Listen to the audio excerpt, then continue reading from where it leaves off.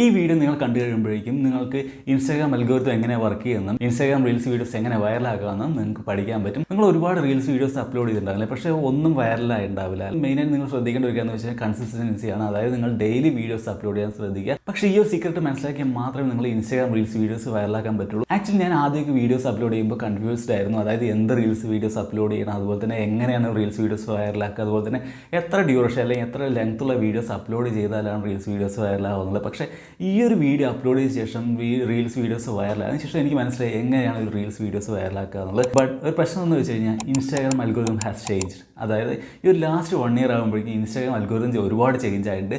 So ഇനി ഈ 3 കാര്യങ്ങൾ ശ്രദ്ധിച്ചാൽ മാത്രമേ നിങ്ങൾ ഇൻസ്റ്റാഗ്രാം റീൽസ് വീഡിയോസ് വൈറലാവുള്ളൂ. സോ ഏതൊക്കെയാണ് 3 കാര്യങ്ങൾ നോക്കാം. മൂന്നാമത്തെ വളരെ ഇമ്പോർട്ടൻ്റ് ആണ്. നിങ്ങൾ ഇൻസ്റ്റാഗ്രാം റീൽസ് വീഡിയോസ് വൈറലാക്കാനുള്ള ഒരു ഷോർട്ട് കട്ട് കൂടിയാണത്. സോ വീഡിയോ മുഴുവൻ തന്നെ സ്കിപ്പ് ചെയ്യാതെ തന്നെ കാണാൻ ശ്രമിക്കുക. അതിൽ ഫസ്റ്റ് വൺ വീഡിയോ ക്വാളിറ്റിയാണ്. എല്ലാവരും പറയും വീഡിയോ ക്വാളിറ്റി വളരെ ഇമ്പോർട്ടൻ്റ് ആണെന്നുള്ളത്.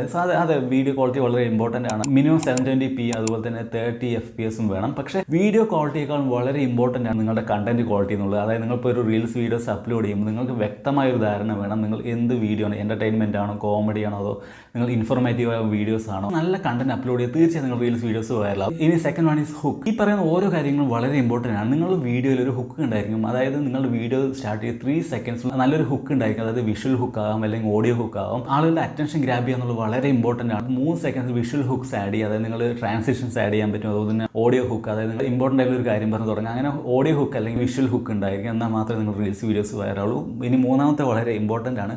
ഒരുപാട് പേര് പറയുന്നുണ്ട് ഇപ്പോൾ ട്രെൻഡിങ് ഓഡിയോ എന്നുള്ളത് അല്ലേ.